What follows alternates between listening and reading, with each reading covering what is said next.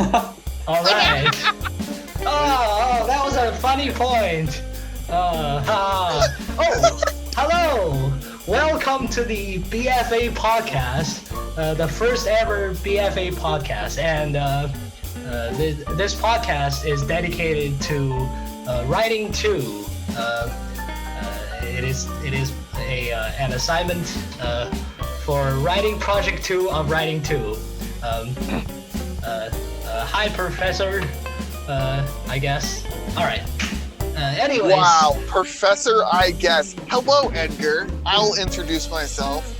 I am Professor Benjamin Trey from Grand Canyon. Hey, you. I was. Hold your horses. Hold your horses. All right. But you also did introduce me. Yes, which is what that is precisely what I'm going to do now. Today with us we have two spectacular guests. One of them is the legend of King Lee, which is my high school, and a well celebrated personnel all around the world, Eric Lee. Hello, Eric. Hey. Why don't you introduce yourself? Who are you, Hi. Eric? I'm Eric. I am supposed to be one of Edgar's good friends from his high school. I once took a physics class with Edgar in University of California, Santa Barbara. That is true. And I left a note where I said I was taking the class as Edgar's friend. So hi, Professor. And also hi to Edgar's physics professor. Thank you for letting me take the class for free. All right.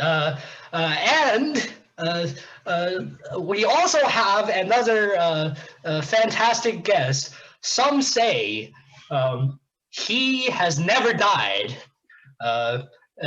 We have Mr. Benjamin Trey. Hello. Hello, Edgar. I believe you left out I was also your high school math teacher for 4 years. That is correct. Math and physics teacher. During this time, I had one pair of shoes, and they were infinite. And I thought that was a successful experiment, and you never gave me credit for it. Oh yes, the man was the infinite shoe. The man was the infinite shoe. What a great combination. All right. Well, enough rambling. We should get to the topic at hand today. Well, the reason why I have you guys here is because I want to discuss something interesting with you guys, something that has been on my mind these days, and it also connects with the topic of this writing project. So for this writing project, we're going to talk about how a specific topic, a specific academic discourse is relevant is relevant to writing, to literary material, and how writing and literary discourse helps an academic topic to thrive and to provide people with opportunities to discuss. So the topic that I chose to analyze is mainly something like this. So how in our modern age, in our space exploration age, humanity has made many efforts on going to whatever planet they want, like looking at the observable universe and all of that. But at the same time, besides the technical advances, besides the technical efforts that we made, we were also engaged in this endeavor in a very humane way, which is through our imagination and through our writing, through our literary work, through our discussions. And a great example of that is these messages, the different types of messages humanity have attempted to send into space. no matter if it is for a potential alien or if it is a time capsule. But the humanity, the human society and space seems to have this weird connection of messages and of information, where we learn, we observe the universe, but at the same time we interact with it in very specific and very unique ways. And these ways, these methods often involves literary and writing. Often involves literary work and writing. And I guess to begin our discussion today, I will bring up an example. We all know I think it's fairly famous, the Voyager spacecraft. On the Voyager spacecraft, there is what the public call golden record. It's a in the mission description of the Voyager space, space mission, it was described as more of a like how soldiers, when they go to war, they have a dog tag and that kind of thing. It's more of a fans, this golden record that contains music, writing, different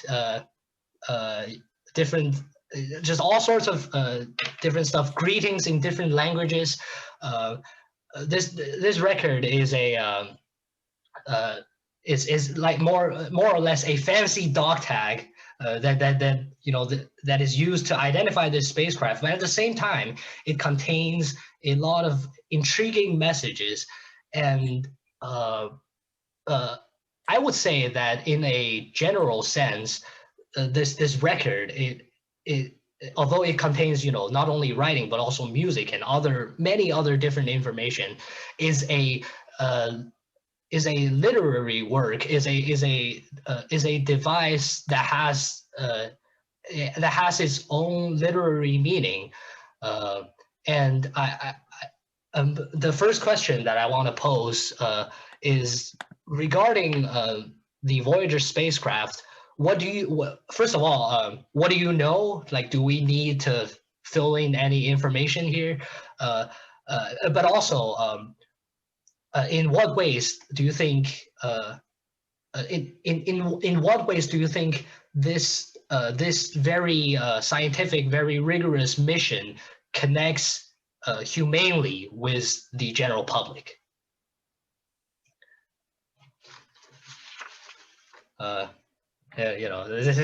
This is when you talk. I am motioning towards Eric, but Eric refuses to speak. Because I was offline for the past few minutes. I could only hear Edgar's sound discontinuously. Oh. All right. Well, let me catch you up to speed in the briefest synopsis possible, which is exactly what this record is. I think it was trying to achieve human greatness very concisely. Do you know how long a record will play for? Because, I mean, they're archaic now, so I don't even know if the younger generations have even seen them. Do you know how long a record will play for? I'm not sure, but yeah. So depending on the speed, it's different times, but just going around, it's usually like 22 minutes. So, okay. I mean, it's definitely a literary work because you want to talk about what humanity is in 22 minutes. I mean, just how much Shakespeare would that be? We don't know. But the interesting thing is it wasn't a synopsis of humanity, and I don't know if it was even trying to summarize the greatest achievements of humankind. Like, I believe there's isn't there like a Louis Armstrong trumpet solo on there and different stuff like that. Anyways, so I mean, that's very interesting that they had that very small window in time to say something, and what actually got said wasn't a summary of humankind, but just like a glimpse, a moment of what they thought was great when it was sent. Yeah. And I guess for folks listening, which would be my professor, the general idea of the Voyager space program is, in fact, I would argue, is not a time capsule that got sent to space. Well, I mean, I would argue it is not a time capsule that got sent to space. It is designed to do an interstellar, well, actually not interstellar, I guess interplanetary this maneuver that allows it to go through planets that are at the outer edge of our solar system, such as I think Saturn and probably mostly Jupiter. Not the Jupiter we all know. I couldn't help but make that reference, but you know, but yeah. So this record is mostly just a part of a I guess more of an individual project that in fact was led by people like Carl Sagan and his wife. And we know how like these well, Carl Sagan himself is more of a popular science I guess science popularizer. Is that a word? I don't even know. But I think they're science communicators, what they're called. yeah, science communicator, you know, like Neil deGrasse Tyson and all that sort of people. What I want to get to here is that this project itself is not a it's a very dreamy project. It's not a very it's not like, oh, we designed this spacecraft so that we can do this. It's more like we have the opportunity to send something out of our solar system, and it seems so natural for people, at least for people who are involved in this project, to make this at the same time something humane. So Eric, you know, as a college student who majors in computer science and philosophy, what do you make of this fact? Why is there an inclination for even a group of scientists to engage in to make this thing humane in such a way? Well, I think it's because we want to share what lasts forever, or what lasts the longest throughout human culture, to aliens. And I think many things that scientists are focused on are not appreciated by most people. For example, many people won't appreciate electric cars. They will often be arguing about why its price is so high, why it's not energetic, why it's not recyclable. But the idea behind electric cars are to provide a sustainable future for humankind. So that creates a problem if we want to share some technologies that that scientists have developed lately. Some people might not appreciate it, so does the aliens. But instead, if we share, you know, Mr. Trey mentioned that there's Louis Armstrong songs in it. There are arts and cultures that every single individual on Earth can appreciate. I think those are the kind of things that we want to share. I'm kind of losing my words here, but the idea is that I think what we want to share and what we want to spread throughout the universe is what's left behind in all of human history, what's always remembered.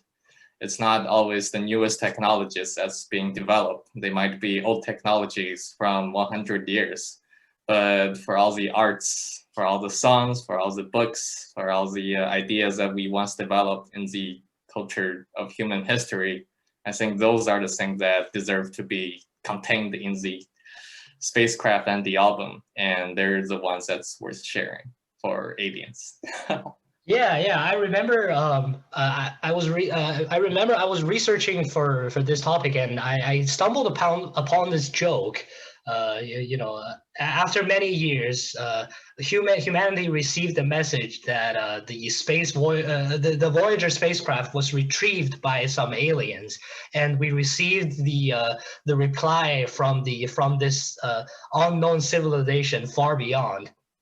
And the reply, this historical reply, the historical first contact contained 4 words: "Send more Chuck Berry." Anyways, but it sort of connects with Eric's point. There seems to be this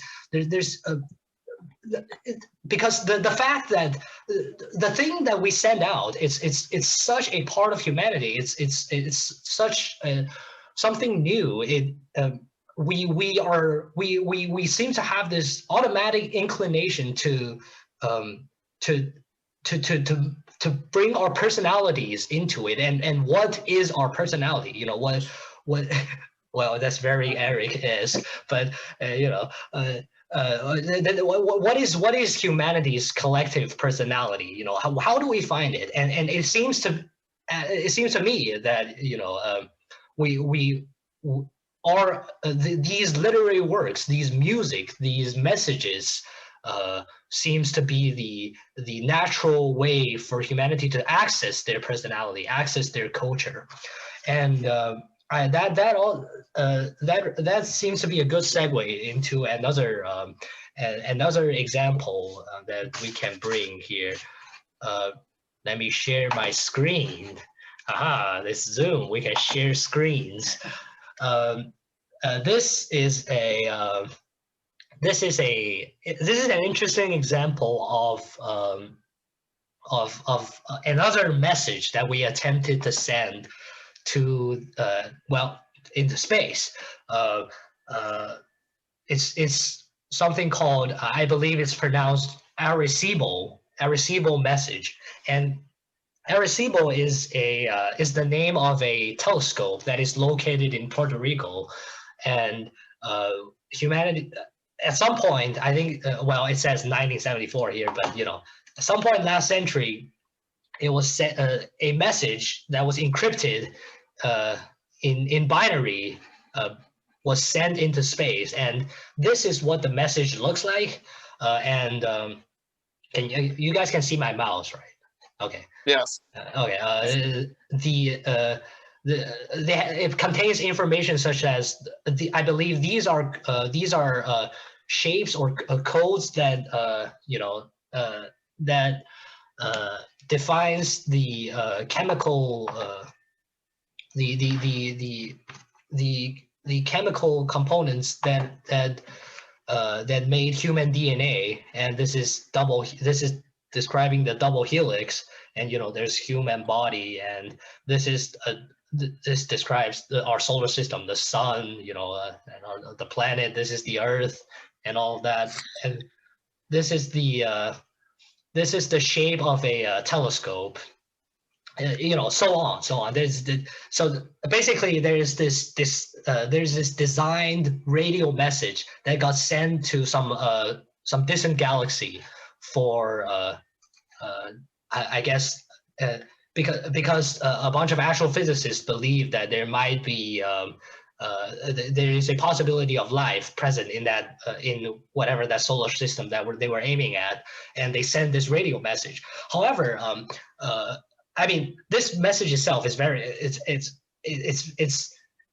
it's borderline literary. It's barely a piece of writing. It's a code. It's something that it's something very generic.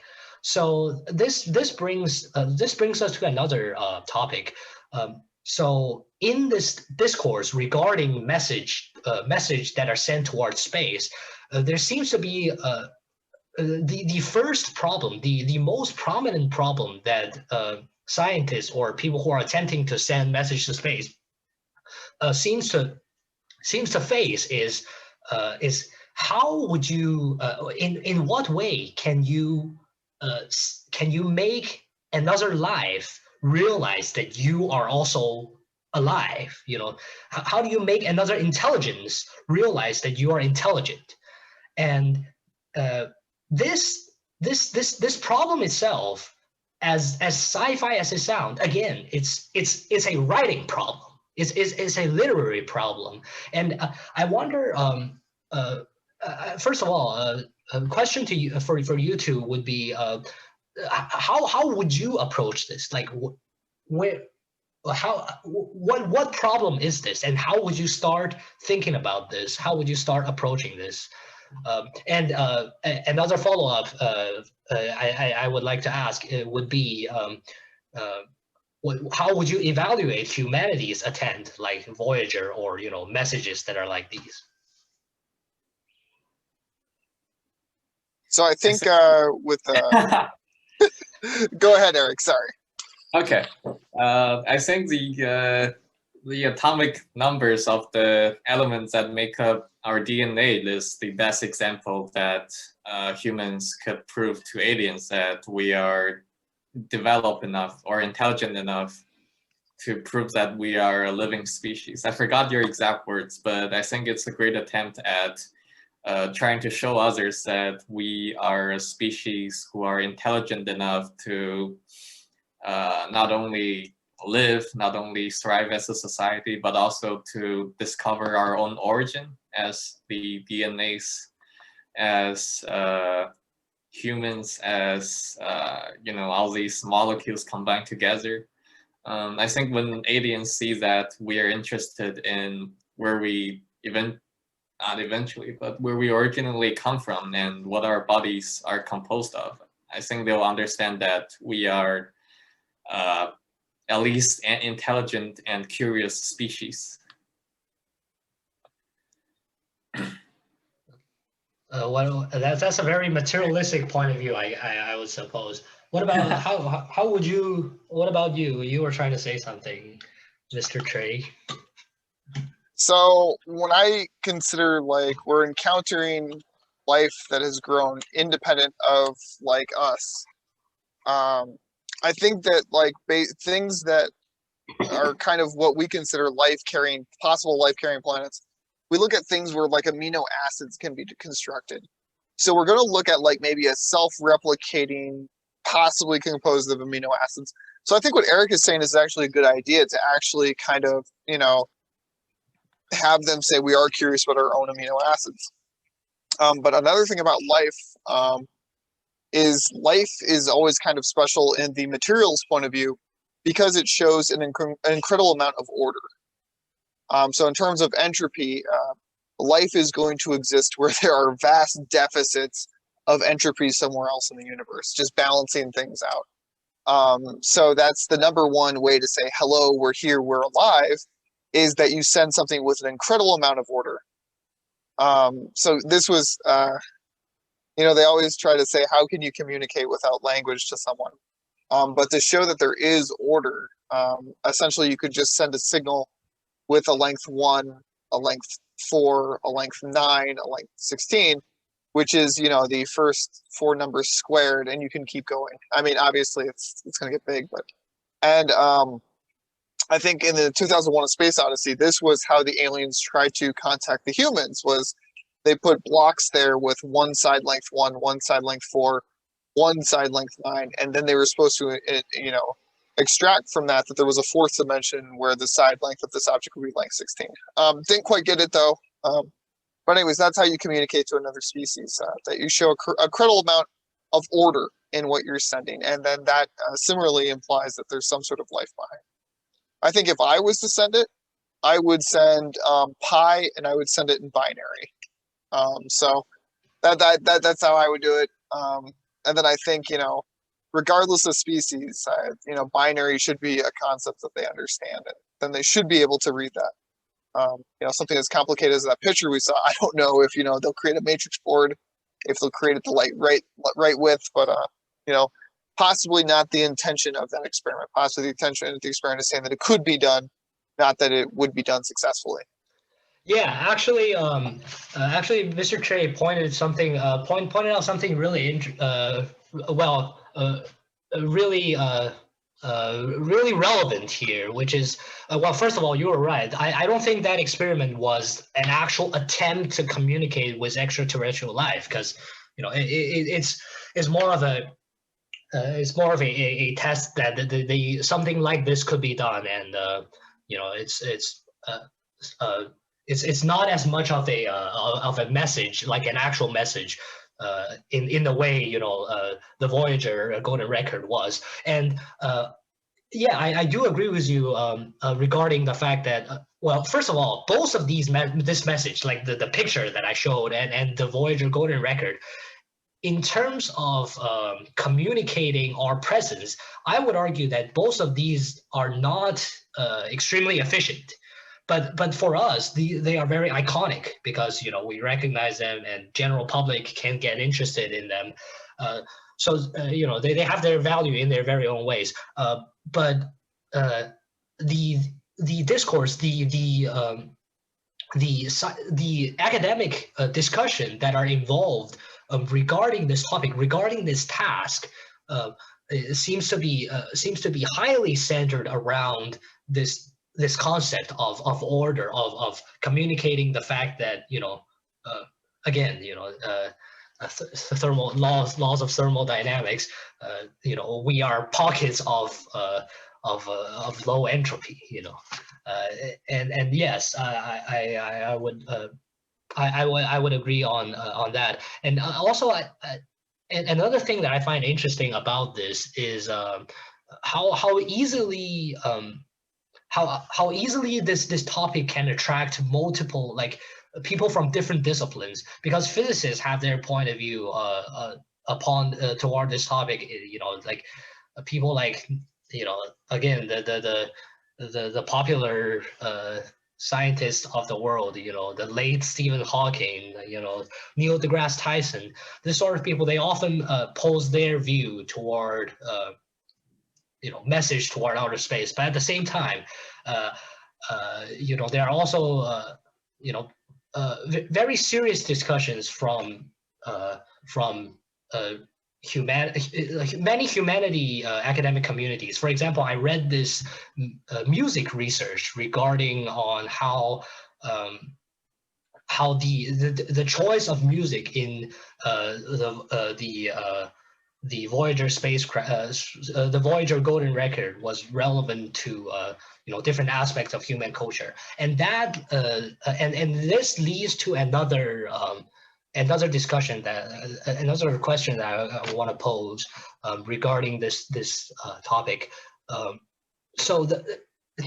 In fact, I think this is fairly obvious, at least for people who deal with physics. No matter what, we've in fact already sent out messages of our presence, like years before, like without even like intending to do it, because our radio waves, our FM radio, or that's actually not very good, but anything, we communicate via radio waves. We do so many things with these sort of with radio waves, and they dissipate throughout space. They get sent all over the place, and those are already traces of our presence. And regarding this specific aspect, different people seem to have different opinions. And one really interesting discussion, I would say fairly academic discussion regarding this topic, is a point of view, or a point of view Stephen Hawking once held. He claims that we should be cautious around or we should really re-examine the fact that we are leaving the trace of our presence into space. He questions the act of the very act of sending a message into space, and I believe the way Stephen Hawking posed his criticism toward this act of leaving, trying to connect with potential extraterrestrial life. He described it as inviting danger, because out there in the world, if there exists a civilization that is capable of detecting us, capable of realizing we are intelligent and so on, I mean, their intention to us would be unknown for us. I mean, we would have no control of over what are they going to do, what would they choose to do toward us. So I think what's really interesting here is there seems to be an ethic aspect that got dragged into this discourse, and I wonder what are your guys' opinion on this? A lot of people seem to just a lot of people never really took this opinion seriously, but I personally find it pretty interesting. And what do you guys think? I think it's true, because it is dangerous. We don't know what could possibly happen. We don't know what's happening in other galaxies, but I still remember the book that I read with you when we were having night study halls in 9th grade, called Three Bodies. Exactly. Yeah. I think that book resembles a very good imagination of different scenarios where there are, what's the word, extraterrestrials.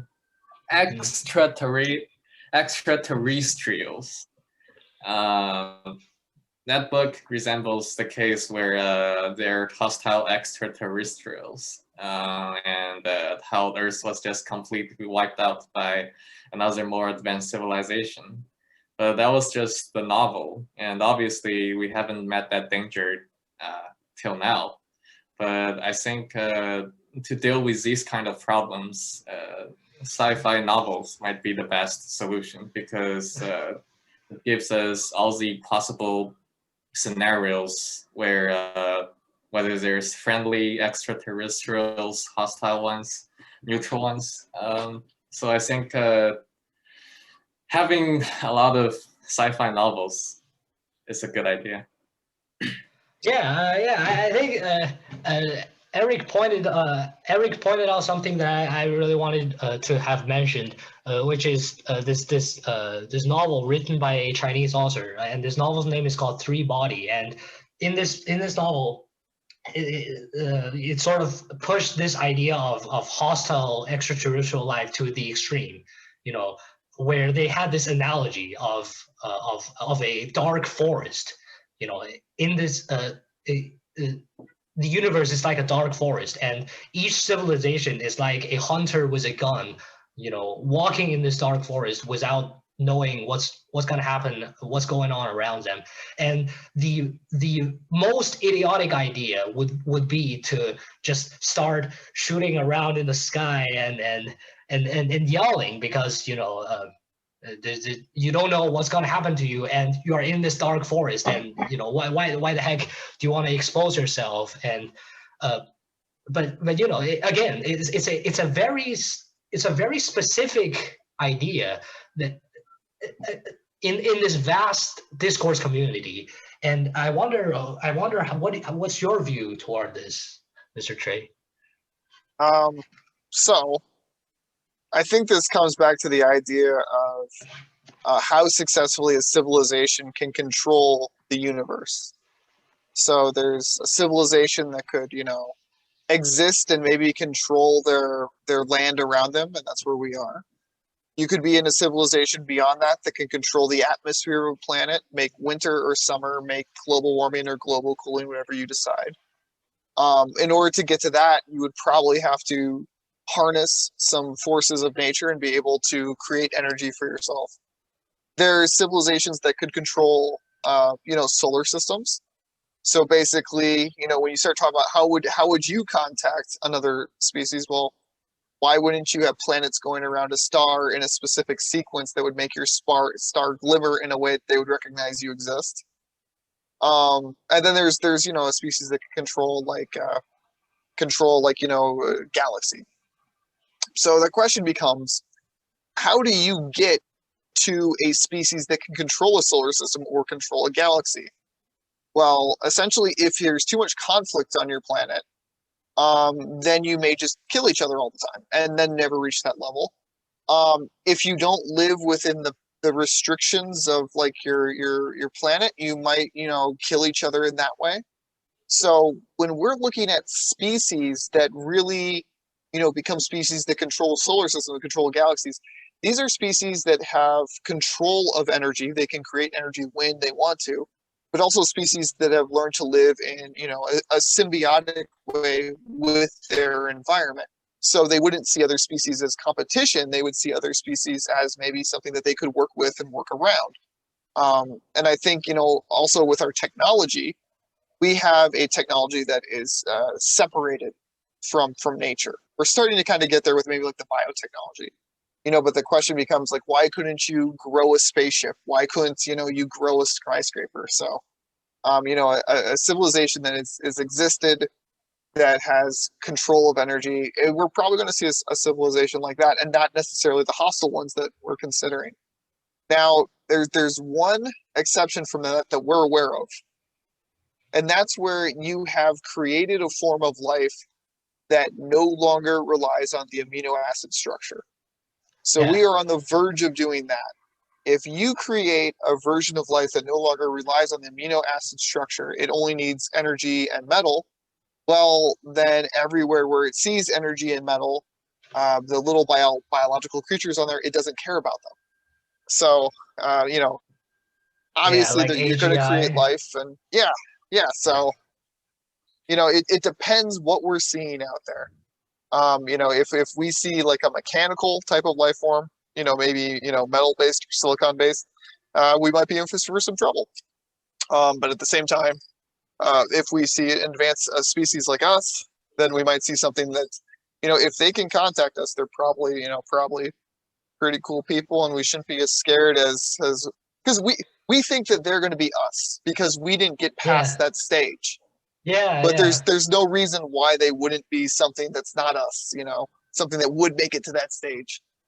Yeah, I think now we're sort of treading toward the philosophical lane here, and it really fascinates me because as much as broad as this topic is, there really seems to be several underlying philosophical principle here where and especially our perception of what life is, how life interacts with the world really comes into play when we try to evaluate something, a problem like this. And I really resonate with your point regarding just the mechanism of a life, you know, because using who's the author of Ishmael again? I forgot, but using a quote from the novel with a great beginning but a horrible end, Ishmael. Just to find the human species, a book with a great beginning but a terrible ending. Yes, but you know, using a quote from that novel, humanities are can be identified as this sort of taker civilization where we thrive through conquer, through you know, competition. I mean, although some may say no, but you know, we can definitely see there is an argument here. There is a discourse here where people can use, you know, proofs, use ideas, even use like legitimate practice, like what we mentioned earlier, to present their opinions, to engage in some sort of academic debate. I mean, hell, even the novels. I mean, in a way, like for example, the Three Body novel, or I mean, even more classic ones like the Foundation, you know, by Asimov. All of these sci-fi novels, in a way, are a part of such academic discussion, academic discourse, because they seems to be really be engaged in this philosophical debate regarding life at a universal scale, and that's just something immensely fascinating to me, and I'm pretty sure there's no way we can cover, even a remotely significant part of this discussion. But nonetheless, I this is a good segue into our final example and our final talking point here, which is recently, well, fairly recently.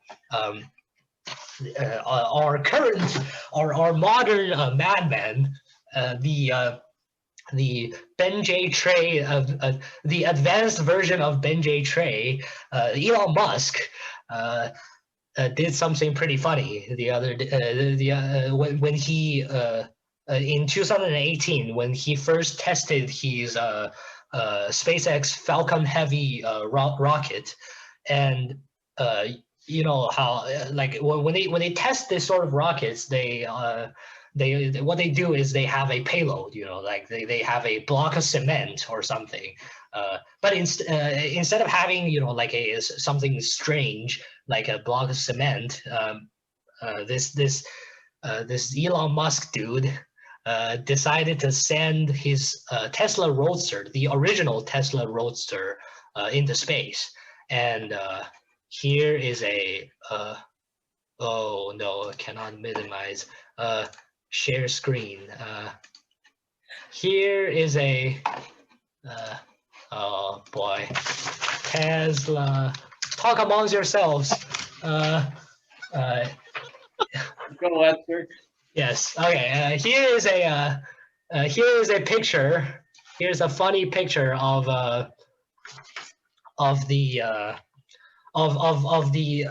what he sent into space. The payload is the original Tesla Roadster, and in the Tesla Roadster there is a funny little looking mannequin called Spaceman. And as you can see here, on the screen of the Tesla Roadster, there is a famous word. I'm pretty sure you two both know where is this from. It's a quote from Douglas Adams' famous novel, Hitchhiker's Guide to Galaxy. Don't panic. And I believe in a lot of occasions, Elon Musk also quoted Douglas Adams, and you know, he seems to really identify with this guy's philosophy. And this sort of brings us to a good looking at Elon Musk and what he believes, and this funny little act.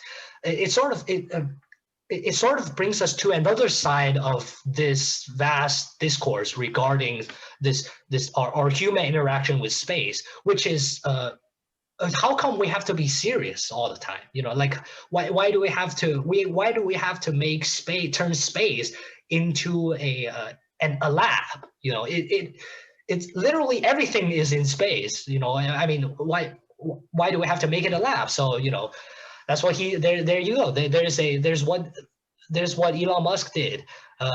So my sort of final question to well, not my ending question to you two is I mean, we can disregard whatever Elon Musk himself says, but what would you think? What do you think this act is trying to convey? What message do you think this act sent? And apparently, this spaceman is on course to land on Mars, or at least, you know, in orbit to make contact with Mars, and you know, like what's going on? You know, like why do we have a Tesla Roadster on Mars? What do you think, philosophically or practically, Eric Lee? Oh, I don't really think there's any philosophical meaning of the roadster for me. Of course, there's room for discussion, but I think it's more practical.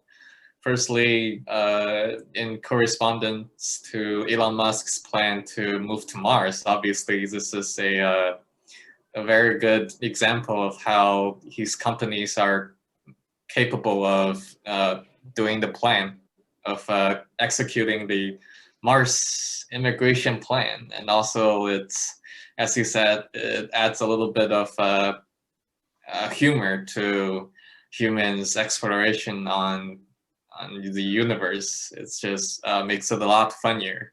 Not like when we are launching a rocket, everyone has to watch how the rocket goes, if it's gonna explode. When it's ascending, this Tesla roster being in space means that we just have to not be so stressful about it. And I think that's what makes it practical. And also it's good meme material for internet users on Earth. Indeed, I think that's indeed. also a big plus. That's it. Yeah. What about you? So when you see something like this, you see what happens when people have access to unlimited resources. So we were talking earlier about like what kind of species would we encounter? We would probably encounter a species that is so much control over everything that they just create absurdity for their own amusement.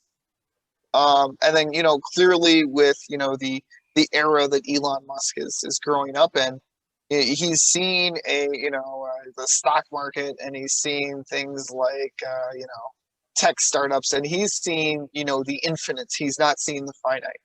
So when he looks at resources, it becomes like an obligation for absurdity. And then recently, we've seen a complete 180 last 2 years about what exactly this free market is meaning, and what exactly is and isn't infinite. I believe his factory was shut down, which is his means of production, and he almost assumed a new personality. And so this is when we talk about what species are we going to encounter. Do we find the one with infinite resources that's looking to create absurdity?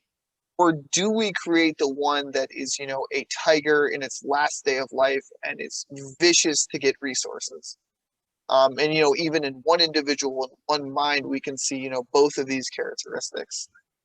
So, I think that's what if you look at the short story, it's when we encounter other species capable of doing great things, like they're probably going to be like not as evil as we are. But at the same time, we are by no means at that level. Yeah, that this really, like you said, this just really draws on something incredibly humane here. It's something that belongs to. I mean, first of all, yes, it's a display of his incredible resource, and in a weird way, it's a sort of old school. I mean, in a very American, context, it's sort of an old school American act of oh, I can do this just because I can, and that to me, to be brutally honest, to me, this act itself seems to be a traditional act.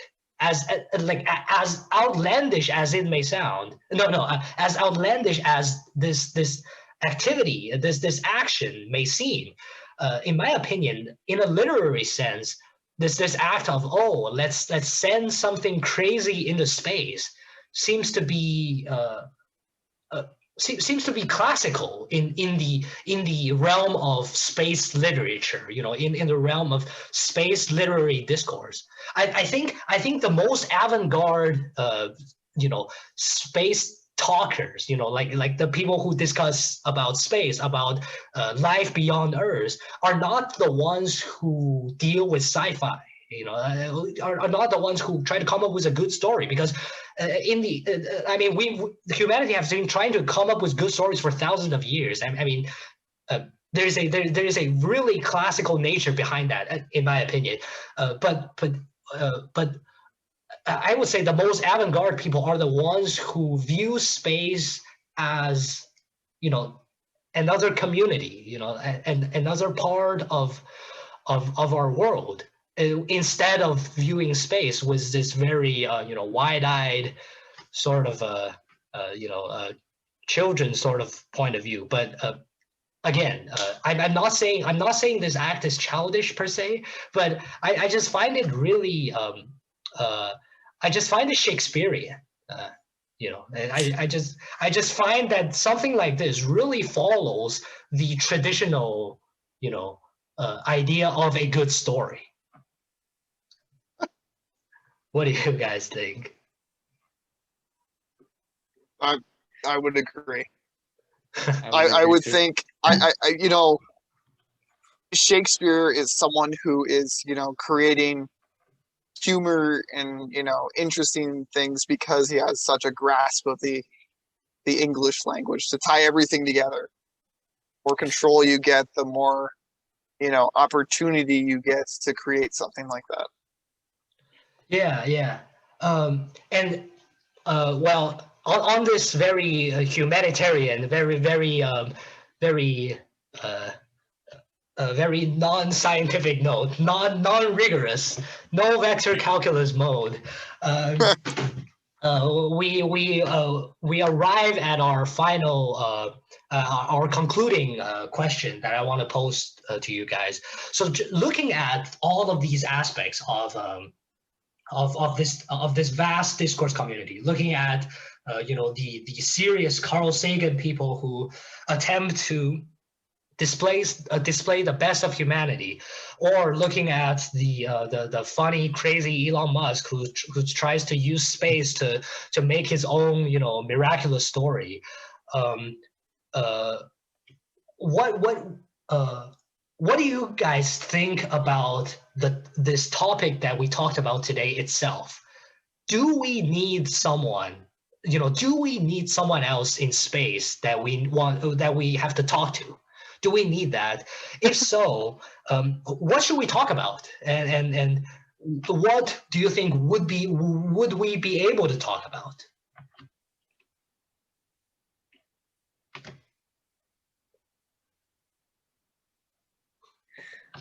I'm offering the floor to Eric Lee, and he is confuzzled. I think if we consider Earth as a collective, as an individual, there's definitely going to be a need for somebody to talk to. But as I see it, Earth is not. Everyone on Earth seems to be complete individuals, and we're having enough fun talking to each other on this planet. And so it seems like for now, there's not the need to find somebody else in the universe to talk to. But I think once we become more, once Unified? we become a union as a whole, you know, when we start to call ourselves as the planet Earth, I think that's when we want to find somebody else to talk to. That's when we'll feel lonely in this universe as a single Perhaps. planet. You know, I think when we were, you know, when you look at when we set out, what we sent out with the Voyager, you know, it was some information about what exactly Earth is, but also it was like our highlight reel. And I think that's the point where, like, we think like if we contact another species that we're both going to be trading scientific information, we're probably going to be like in agreement about a lot of what we discovered. And then it becomes, well, you know, if, you know, let's share our jokes now, because that's what it would be. Like, it wouldn't be like, oh man, we need to figure out how to do this. It'd be like, yeah, we know, and you know. You know, look at this time a guy tried to sit down and missed his chair. Like, that'll be what we're sharing with each other. So, I mean, again, like Shakespeare, like, you know, once you have control of things, once you have the resources, it becomes, you know, what's the weirdest way? What's the most unique way? What's the most interesting way you can put these together? Yeah, I think it's a very beautiful thought to have. That you know, maybe one day we get to talk to someone other than ourselves. But at the same time, both you and both Mr. Trey and Eric mentioned the fact that, you know, there is an there are various intrinsic tendencies within humanity that we're not yet sure about. You know, we are not fully, you know, we haven't gotten a hold of ourselves yet, to be brutally honest. But at the same time, I mean, whenever, like, how do you judge? How do you judge if you got your S word together? So I mean. Yes, maybe there is danger in communicating. Maybe we haven't. Maybe we need to talk amongst ourselves a little more. But hell, I mean, why can't we talk? Why can't we look toward the stars and beyond? So I guess to conclude. This we sort of provided ourselves an overview toward this complicated issue, toward this surprisingly humane issue within the realm of physics and engineering. I guess, I mean, among us, I don't think we'll ever come up with anything as beautiful as Shakespeare or anything as crazy as Elon Musk. I mean, unless Eric Lee becomes not only a teenage idol sensation, but also the worldwide idol sensation. But yeah, whatever. Among us, it's only a small discussion. But I think what we can achieve here is a message. Perhaps we don't know how, or we don't know when are we gonna get in contact with aliens. We don't know when we'll be able to navigate through space. But I believe that maintaining such a healthy discourse community, maintaining such philosophical discussion, reflective discussion toward both space and ourselves, is something incredibly valuable and has been proven multiple times to be crucial to our own existence, our own perceptions toward ourselves, and our thoughts on developing and as a species and facing our own future, facing the unknown. Anyways, thank you so much for participating in this surprisingly random podcast, and thank you so much for helping me earn my grade and maintain my GPA. Anyways, to conclude, we will establish a tradition on the first episode of the BFA podcast. So, Eric Lee, in fact, this is the first official episode of the BFA podcast, but we've done some random stuff before. But Eric Lee, in a single sentence, describe what BFA is. Elon Musk's Tesla roster. All right. Ben J. Trey, in a single sentence, describe what BFA is. Best friends, all ages, all cultures, and a mutual respect of Eric Lee's greatness. Indeed. All right. Thank you so much. Thank you so much for listening. Get on with your life. Get to work. All right. Get out. Get out. Get out. All right. I miss you.